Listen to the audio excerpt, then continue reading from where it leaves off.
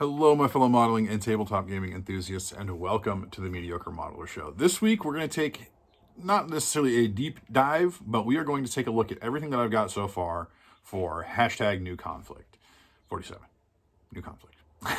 So, I'm going to take a look at what I have available to me currently that is not built or painted for this marine project that I want to do for Konflikt 47. So we'll go ahead and take a look at some coyotes and Pondskaters and Mudskippers. Oh my. All right. Well, here is pretty much everything I've got so far for my new hashtag new conflict army, my marine army that I want to make. Pretty much I think all of this stuff has been seen before on the channel, but I'm going to talk a little bit more about what my plan is. So just to start, you may have seen some previews of this a few places on my social media, but I do have my HQ finished. So I've got my armored infantry, heavy armor infantry officer, and then his two friends. Those were just simple metal armored infantry or heavy infantry bodies with plastic U.S. Marine heads swapped in them. Worked out really well. So then it's going to be really kind of tough until we know what the actual rules are. I mean, I've got some stuff that I'm pretty sure that I know I'll be able to use. Like I know I'll be able to use this heavy bazooka team. So that's going to be easy. I can use the heavy infantry from the box. So there's a pretty good start to my core of infantry. I've got 5 more heavy infantry that's already painted. All I'd really need to do is just kind of swap the heads and cover over some decals and then change the bases, and then, they'd be good to go. We know that everything that has models will be usable. So my thought for that is to take some of these plastic Marines here and then combine them with some of these Elysian grav shoots. So I've got 10 of them, so I can make a squad of 10. And make a Firefly squad. Or I think maybe they're called Dragonflies in the Marine Expeditionary Task Force supplement. But I don't know if that's going to be a thing, because in the ETF, you can't use heavy infantry or armored infantry, which is fine. I don't necessarily know if I want to do that, because if we can run platoons of Tesla tanks, that would be pretty cool. And I've got lots of ideas for what I want to do with the tanks to kind of make them, Pacific centric, kind of like I did with my whole M4 Pacific Sherman project. But again, we don't know. But we can assume based off what we know so far. Also excited about the prospect of Walker platoons. So that's why there's quite a bit of Walker goodness out here in front of us. So we've literally got 3 Pondskaters. I've got the Jackal, we got the Mudskipper, the Hornet, which I'm going to find a way to make that work in this army. And then, of course, I've also got the Coyote in the starter box. But who knows what the new models are going to be. Maybe there's some new walkers. Maybe the new starter box will have something different. I don't know. But again, this is just kind of what if we could run medium walker platoons? Like I could run a Mudskipper and a Hornet if I can convince someone to accept my Lend-Lease rule. For like 50 points, you can take a unit from a historically allied army. Okay, so let me explain kind of how this makes sense from a gaming standpoint. Okay, so Mudskipper side, if I have my Kodiak here with me on the table, I'd show you. But okay, so the Hornet is based off of the Grizzly chassis, right? Which, the Bruin, the Kodiak, the Hornet, all of those based off the Grizzly chassis, which was an American design. But then the British went and they made their, improvements to it, their variations to it. So now they come up with the Hornet. The reason I want the Hornet, because it makes sense for like jungle fighting. You've got, your heavy machine gun and autocannon armament, and then you've got your claws for ripping up trees and getting in close. And I just think that would be really awesome in the jungles. But at the same time, so we've also got the Coyote frame, right? That is the Coyote chassis, the Jackal. I mean, those are things that the British also run. So there's obviously some lend lease going on, and whoever invented Tesla weapons, they're obviously used by both the British and the Americans. So there's obviously some stuff going back and forth there. So it makes sense, I would pay 50 points extra to run, a lend lease Hornet that's obviously, the Marines have personalized with, nose art and things like that. I think would be pretty pretty cool. Would make sense.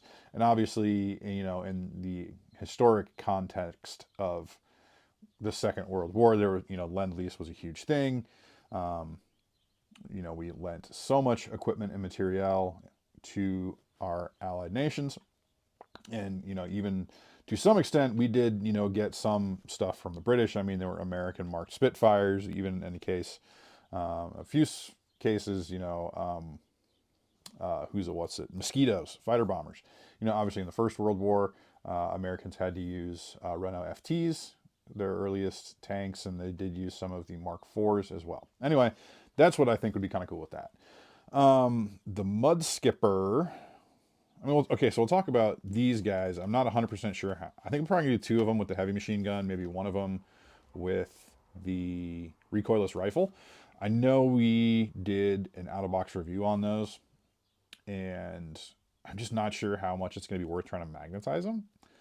But we'll see. And I think like two heavy machine guns plus the MMG plus an MMG plus the recoilless rifle would be a pretty good punch.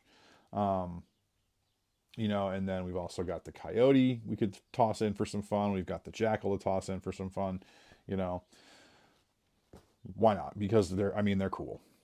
And then of course we got the Mudskipper, which is kind of like an American Hornet, I guess, sort of, in the sense that it's got, a gun armament plus the claws. Um, Actually, if you think about it, it might be, yeah, I mean, I think it's actually got probably about the same amount of guns because it's got the two light autocannons, it's got the medium machine gun, and then it's also got the ones on the hands. So it's actually probably got the same amount of guns. Or you can swap it out for bazookas. That I'm definitely going to find a way to magnetize. Plus, it's got the jump capability. Um, so that is kind of like the American Hornet, but I still want the Hornet, and I still want to do the Hornet. But yeah, so I think this combined with like a Jackal and then maybe some Fireflies would be kind of a cool combo. Thematic, hard hitting, fast, but we'll kind of see. Um, some other thoughts I had, there was the comment that tanks will still blow stuff up, artillery will still blow stuff up. So having some sort of artillery support, which is making me think, maybe I should get a Tesla, not a turret, but the crew served Tesla with armored infantry, obviously, because that would be cool. Um, Sort of the Tesla anti-tank gun would be kind of cool, or just run. We don't know if there's going to be like Tesla mortars or Tesla howitzers or things like that. So maybe just grab a 75 millimeter pack howitzer, or get my hands on a M2 105 millimeter howitzer.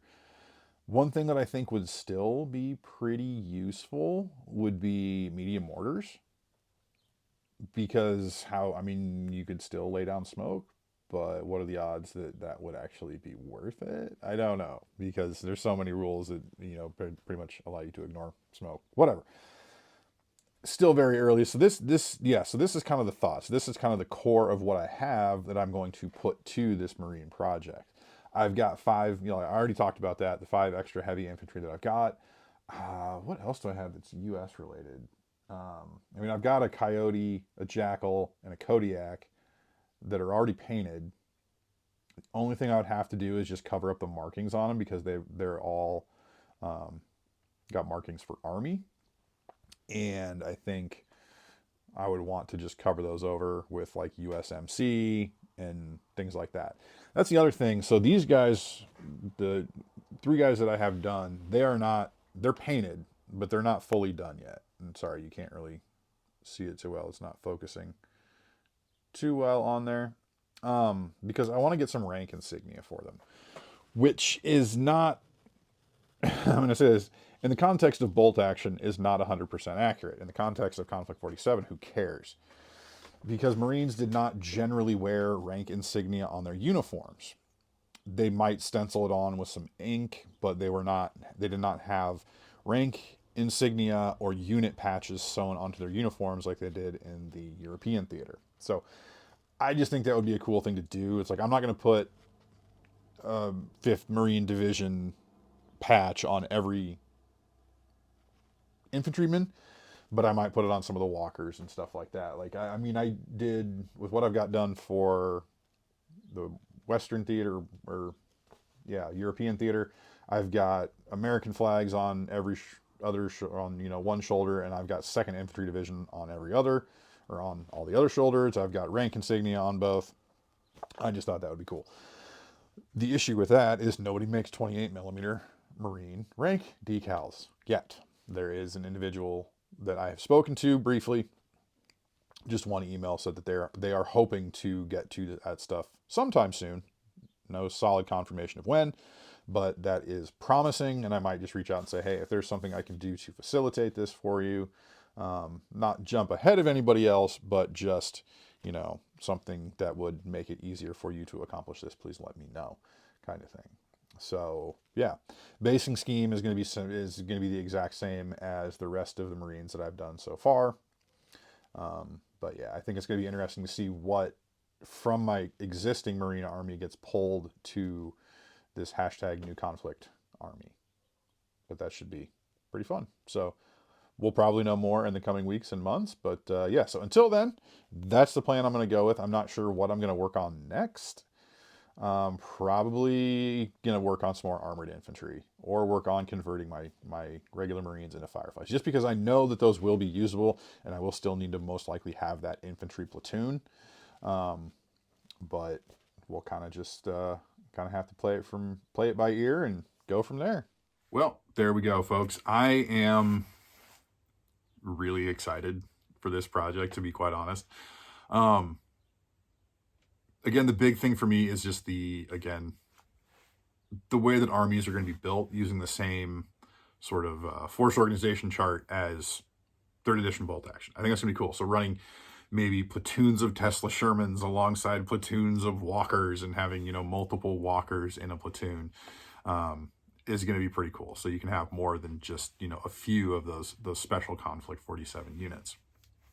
It was really when I did that first conversion to the armored officer that I really, really started to get excited, because like, how cool does this guy look? Even just wearing the field cap, but then the other 2 guys wearing the helmets with the helmet covers looked cool. Once I got them primed, started getting painted, got that camo pattern on the helmet covers. It's like, okay, this is actually going to look really good, and it's going to have a really appropriate feel too.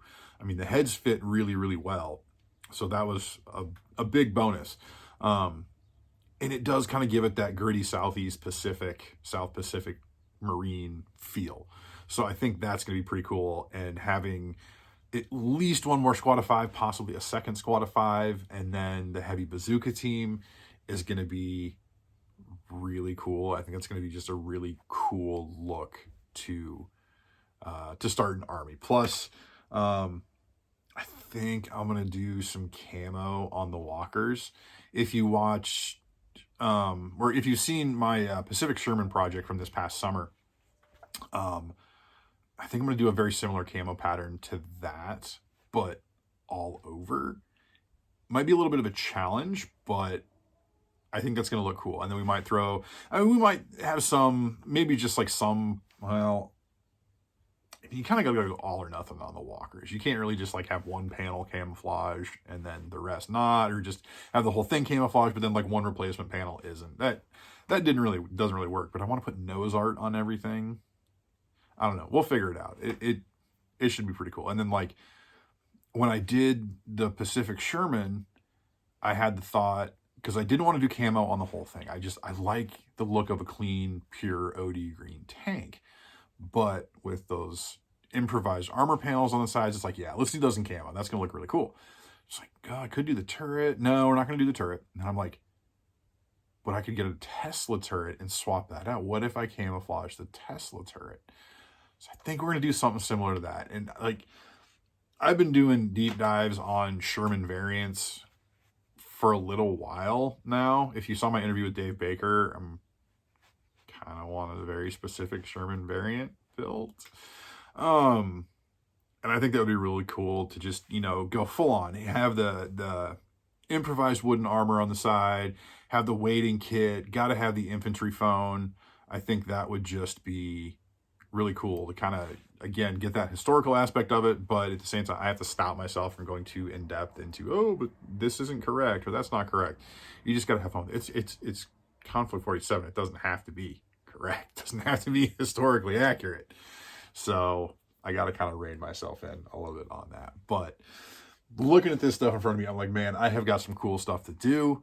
I mean, this Mudskipper, the Hornet, you know, making these marine fireflies or dragonflies, I think is what they're called in the ETF supplement, is going to be really fun and it's going to be really cool. I think they're going to turn out really well, and I'm really excited to really kind of dive into this project. I've got a lot of other stuff on my plate that is going to probably have to push some of this back a little bit, but I'm still going to try and keep some of this moving in the background just so that, you know, I'm ready. Also need to learn how to play bolt action so that I'm ready to play Konflikt 47 when it comes out. When the new edition comes out. So I will try to keep you guys apprised on this project periodically over the coming months, coming year. We'll see how things go. So yeah.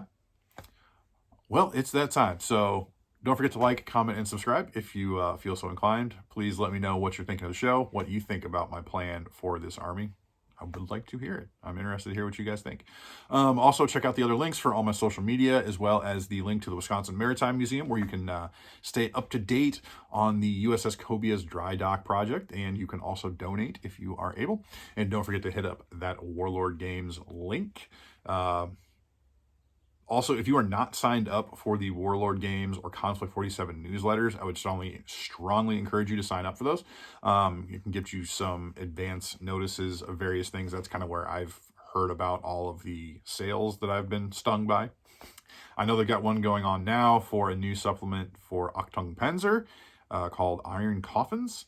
I'm not really into Achtung Panzer myself, but if you are, definitely check that out, because I think there's not much time left, but like 15% off for Iron Coffins. So yeah, definitely check that out. So thank you very much for watching. I sure hope you enjoyed the show. And until next time, may your paints be thin, your brushes be pointy, and your dice be hot.